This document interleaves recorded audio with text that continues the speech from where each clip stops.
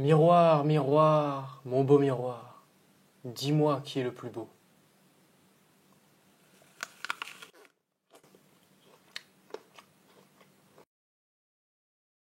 Bienvenue dans cette nouvelle vidéo. Aujourd'hui, je me suis levé très tôt pour pouvoir te tourner cette vidéo et passer 24 heures devant ce miroir.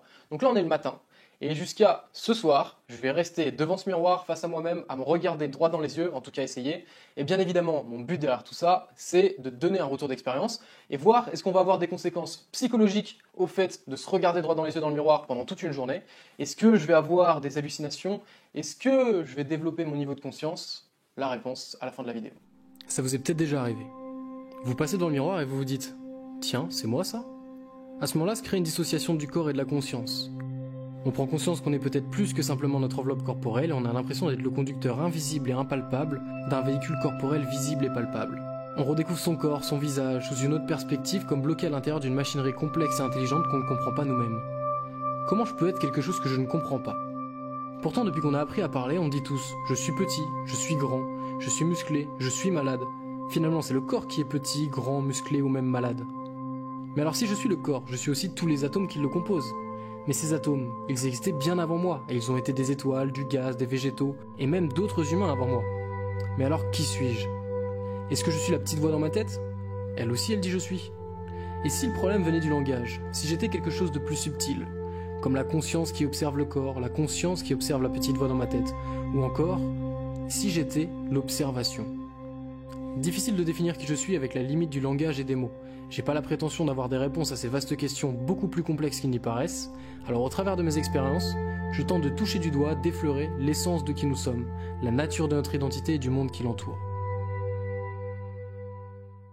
Bon alors là du coup ça fait à peu près 1 heure que je me regarde droit dans les yeux dans le miroir, j'essaye de maintenir au maximum mon regard. Au début c'était un petit peu difficile puisque j'avais les yeux qui fatiguaient dès que j'essayais de fixer. Et en fait je me suis rendu compte qu'il fallait juste laisser aller et me regarder sans mettre la pression, sans essayer d'avoir les yeux totalement ouverts. Donc après c'est passé tranquille. Donc j'ai testé beaucoup de choses et j'ai quand même pas mal de trucs à dire en seulement 1 heure. Déjà un truc que j'ai remarqué c'est que je pouvais pas regarder mes deux yeux en même temps, c'est impossible. Et en fonction de l'œil que je regardais, et ça me l'a fait dès le début, mon visage était pas le même. Et j'ai mis du temps à comprendre ce qui faisait que mon visage était pas le même en fonction de l'œil que je regardais. Et en fait, j'ai fait des tests avec mes sourcils, donc en fonction de comment étaient placés mes sourcils, je me rendais compte que l'émotion que je voyais sur mon visage était pas la même. J'avais l'impression que mon œil gauche était beaucoup plus, passif, beaucoup plus innocent, et que mon œil droit était beaucoup plus sérieux, plus confiant, on va dire. Alors c'est les seuls mots qui me viennent, mais c'est assez dur à décrire. Mais en gros c'est ça. Quand je regardais mon œil droit, j'avais l'impression d'avoir un visage beaucoup plus confiant, et quand je regardais mon œil gauche, j'avais l'impression d'avoir un visage un petit peu plus innocent.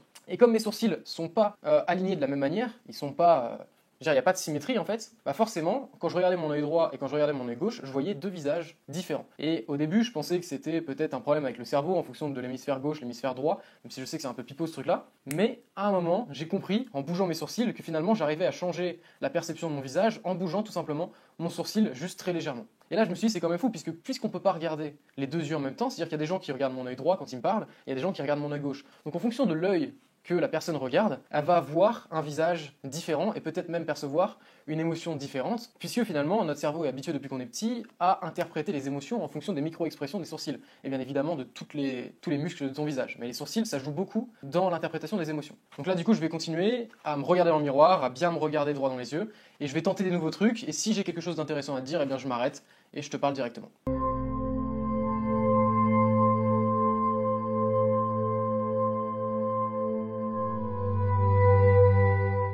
Bon alors là du coup ça fait 2h30 que je suis en train de me regarder dans le miroir, 3 dans les yeux, et franchement je pensais que ça serait beaucoup plus compliqué que ça de me regarder droit dans les yeux justement. Je pensais qu'il y aura un moment clairement où ce serait plus possible de me regarder dans les yeux, où je serais obligé de détourner le regard. Et même au bout de 2h30, je suis toujours capable de me regarder droit dans les yeux, en continu, sans m'arrêter. Donc je trouve ça quand même fou. Bon du coup j'ai 2-3 petits trucs à te dire concernant cette heure et demie que j'ai passé en plus, un petit débrief, parce que j'ai tenté pas mal de choses, j'ai fait des petites expériences. Donc premièrement, ce que j'ai fait, c'est que j'ai essayé de regarder avec un regard qui va dans le vide. Je sais pas si tu vois de quoi je parle, c'est-à-dire qu'en gros, au lieu de me focus sur mes yeux, eh bien je laissais mes yeux partir dans le vide. Et donc forcément, toute ma vision périphérique est devenue de plus en plus trouble, mais je me rendais compte qu'à chaque fois que je clignais des yeux ou que je faisais un mouvement brusque avec mon œil, ma vision redevenait nette instantanément. Tout simplement parce que je me refocus à chaque mouvement que je fais. Donc j'ai essayé de regarder dans le vide, sauf que cette fois-ci, j'ai essayé de ne pas cligner les yeux. Et donc je me regardais dans les yeux, en regardant dans le vide et sans cligner des yeux. Et à un moment, c'est là que j'ai eu ma première hallucination. Alors est-ce qu'on peut appeler ça une hallucination? J'en sais rien, puisque c'est finalement la vision et la vue qui se fatiguent. Mais j'ai commencé à voir des bouts de mon visage disparaître et à voir en fait mon visage disparaître petit à petit. Donc plus je restais longtemps les yeux ouverts sans cligner des yeux, plus j'arrivais à faire disparaître la totalité de mon visage. Au début c'était les parties de ma peau blanches, tout ce qui était la barbe, les sourcils, etc. ça restait. Et au bout d'un moment il y avait tout qui partait et juste mon œil que je pouvais voir. Donc tout mon visage devenait au départ un petit peu transparent et ensuite disparaissait totalement, comme si j'avais en fait juste mes cheveux et que j'avais plus de visage et que j'avais juste mon œil qui était là sur le même plan. Donc c'était assez intéressant. Alors je tiens à préciser que tout ce que je te dis, c'est des vraies choses que j'ai vécues et que je ne vais pas exagérer les faits pour en faire une vidéo. Je vais vraiment être honnête et sincère sur les effets. Si j'avais pas d'effets, je t'aurais dit j'ai pas d'effets. Alors un autre truc qui est assez sympa, qui m'a fait triper pendant un petit moment, c'est qu'au début je me regardais dans les yeux et des fois j'avais mon regard qui partait, qui regardait ici, ici, ici, ici, d'autres parties de mon visage. Et ce qui est intéressant, c'est qu'en fait, à chaque fois que je regarde une autre partie de mon visage, je reviens sur mes yeux. Et du coup, j'ai l'impression que mes yeux bougent pas, alors que je regarde d'autres parties de mon visage. Je t'invite justement à tester ça devant ton miroir, tu verras. Tu te regardes dans les yeux, et à un certain moment, tu vas dévier ta vision et regarder une autre partie de ton visage. Et ensuite revenir au niveau de tes yeux. Et tu auras l'impression que finalement tes yeux sont toujours restés là et qu'ils sont pas bougés. Et je trouve ça assez marrant. C'est difficile à t'expliquer comme ça, mais il faut vraiment que tu testes devant le miroir. C'est assez cool à faire. Alors du coup, concernant la suite de l'expérience, je vais continuer à rester devant ce miroir et à me regarder dans les yeux, face to face. Et je vais voir si j'ai d'autres effets. Je vais essayer d'expérimenter d'autres choses, peut-être de changer mes façons de penser. Je vais essayer de méditer sur ma respiration en même temps que je me regarde dans les yeux. J'ai plusieurs idées à tenter et je te donnerai un retour d'expérience directement là-dessus. Bon, du coup, il y a le livreur qui vient d'arriver. C'est l'heure de manger. J'ai faim. Ok. Ah. C'est sûrement, du coup, la meilleure partie de cette expérience. Donc là, je vais tenter un truc que, bien évidemment, j'ai jamais fait de ma vie, c'est-à-dire manger en tête-à-tête avec moi-même. Salut, enchanté. Trinquons ensemble. Alors, c'est parti. Qu'est-ce que ça fait de manger en tête-à-tête avec soi-même? La réponse dans un instant.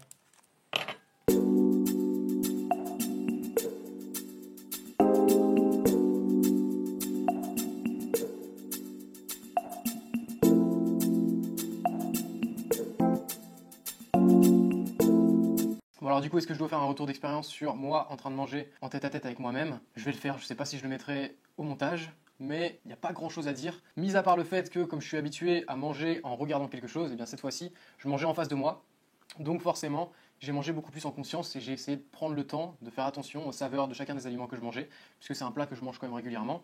Et c'est vrai que cette fois-ci, j'ai vraiment bien fait attention aux saveurs, à la texture, etc. Et que ça rend l'expérience assez intéressante. Mais sinon, rien de plus à déclarer. Du coup, c'est reparti, face to face avec moi-même, je me regarde dans les yeux, encore pour de longues et très longues même heures. Et je vais tenter les idées que j'ai et je te redonnerai mon retour d'expérience à ce moment-là.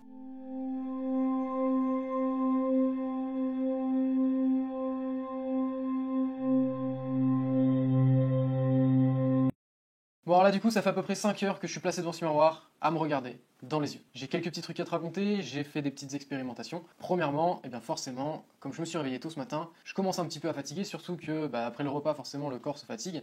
Donc me regarder dans les yeux, ça me prend un petit peu plus d'effort qu'au début, même si j'arrive toujours à le faire.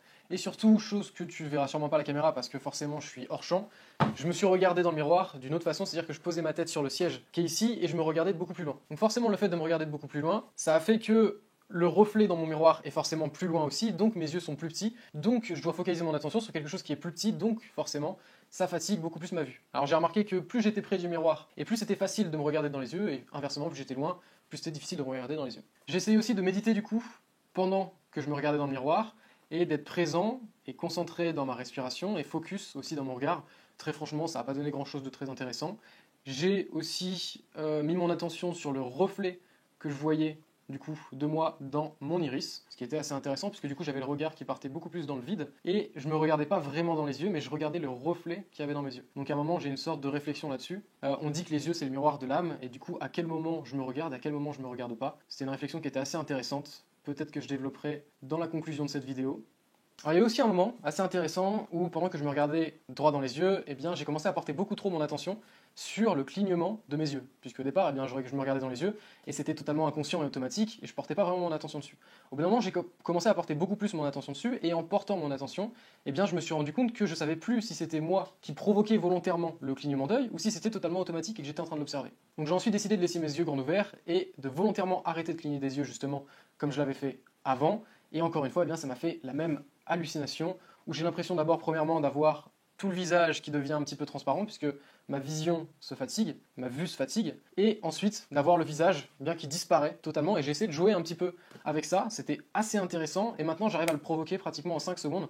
Si j'ai envie, je me regarde dans les yeux, je regarde dans le vide et j'arrive à provoquer cet état où j'ai l'impression d'avoir le visage qui disparaît, c'est très rapide alors qu'au début ça mettait beaucoup de temps avant d'arriver.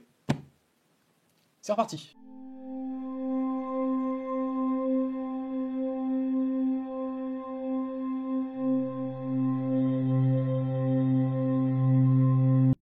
Bon là du coup ça va faire presque 8 heures que je suis posé en face de ce miroir, le temps commence à être très long. Là je suis plus en train d'entraîner ma patience que en train de chercher des conséquences psychologiques au fait de me regarder dans le miroir, puisque forcément il y a plein de moments où ma pensée part dans tous les sens et je me regarde dans les yeux mais j'ai le regard un peu dans le vide parce que je suis en train de penser à d'autres trucs, donc l'expérience a plus vraiment d'intérêt. J'ai commandé à manger, je mange et on passe au débrief. Ok, c'est l'heure de manger. Et pour ce soir, j'ai commandé mexicain. Et toi, t'as commandé quoi? Ah, bah pareil, mexicain.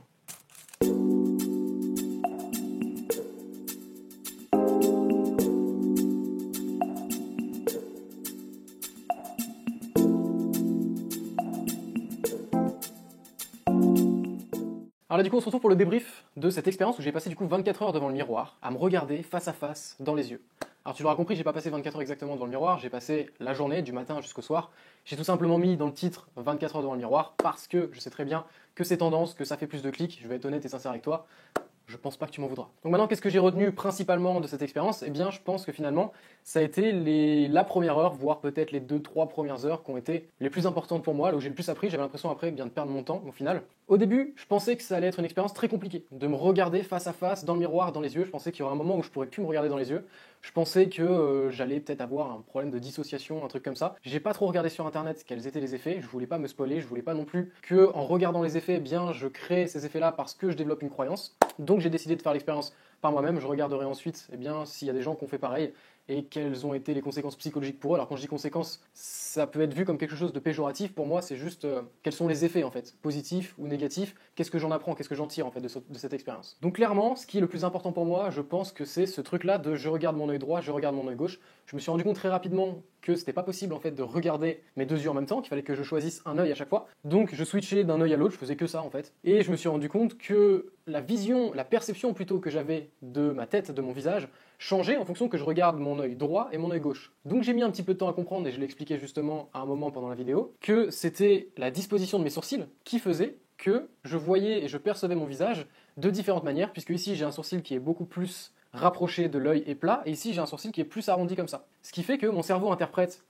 ces expressions-là, et quand je regardais mon œil droit, j'avais l'impression d'avoir un regard plus sérieux, plus confiant, mais aussi peut-être un petit peu plus méchant. Et quand je regardais mon œil gauche, j'avais l'impression d'avoir un visage et un regard plus innocent, plus gentil, et peut-être un petit peu moins confiant. Et ce que je trouve intéressant en fait derrière ça, c'est que finalement, je me suis rendu compte que le cerveau met des étiquettes sur le visage et que la perception de mon visage peut changer en fonction des étiquettes que je mets et en fonction de comment je me vois. Et en fait, mon cerveau a de l'information, du code, avec toutes les interactions sociales que j'ai eues, et il sait que eh bien, tel mouvement de sourcil, c'est telle émotion. Tel sourcil un petit peu plus rabaissé, ça va vouloir dire telle chose, etc. Et donc, il va pouvoir interpréter et percevoir un visage d'une manière différente en fonction des mouvements de sourcils de la personne. Alors une autre chose aussi qui était assez intéressante, même si je ne sais pas si on peut en tirer des conclusions, puisque ça se base sur la fatigue de la vision, tu l'auras compris, c'est le moment où j'ai eu cette sorte d'hallucination visuelle. J'arrivais même à le provoquer en fait après plus rapidement parce que j'avais compris comment ça marchait. Et c'est ce moment où je me regardais droit dans les yeux avec un regard totalement dans le vide et je laissais mes yeux totalement ouverts. Je faisais en sorte de ne pas cligner des yeux, de ne pas bouger des yeux, parce que si je clignais des yeux et que je bougeais des yeux, hop, l'image se remettait nette directement puisque je me refocalisais. Mais quand je regardais totalement dans le vide et que j'arrivais à maintenir du coup ce regard vide au niveau de mes yeux, eh bien il y avait un moment où je voyais mon visage qui devenait un petit peu transparent et ensuite mon visage totalement disparaître jusqu'à voir uniquement l'œil que je regardais, et à certains moments j'arrivais même à faire disparaître l'œil. Alors c'est une vision très évasive, c'est pas une hallucination hyper nette où je vois mon visage complètement disparaître, puisque forcément je suis en train de regarder dans le vide. Mais je trouve ça assez intéressant, même si je dois avouer que quand j'ai commencé cette expérience, je pensais vraiment que j'allais avoir beaucoup d'hallucinations visuelles, surtout au niveau de la perception de mon visage, que j'allais voir mon visage de manière totalement différente. Et au final, pas vraiment. C'est vraiment cette petite hallucination qui a été l'effet visuel le plus impactant que j'ai eu pendant cette expérience. Et du coup, une autre chose qui était assez intéressante, c'était de manger en tête-à-tête avec moi-même, parce que, et là, c'est pas vraiment dans le contexte de l'expérience, tout simplement que moi, quand je mange, j'ai tendance à regarder des vidéos, à regarder des interviews, etc.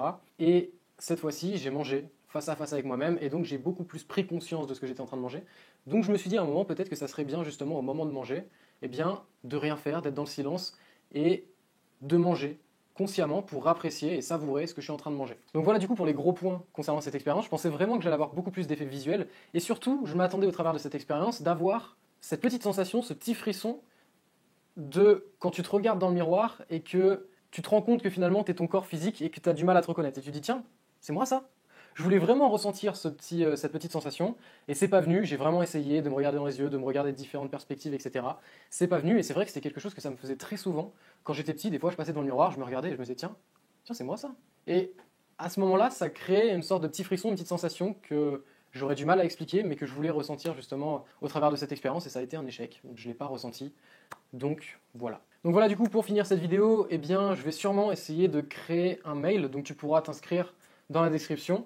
Si tu es intéressé par les expériences que je mène, si ce que je te dis ça te parle, si tu es un petit peu comme moi à ce niveau-là, je vais créer du contenu, je vais créer des articles où j'irai beaucoup plus en profondeur dans certains sujets, et je te partagerai tout ça par mail. Et il y aura sûrement aussi beaucoup d'autres choses dans le futur par mail. Donc si tu veux être mis au courant de tout ça et mis au courant de tout ce que je crée et tout ce que je dirai pas forcément sur YouTube, tu peux t'inscrire dans le petit lien qui est dans la description aux emails. Quant à moi, je te dis à très bientôt pour une prochaine vidéo, une prochaine expérience. Salut!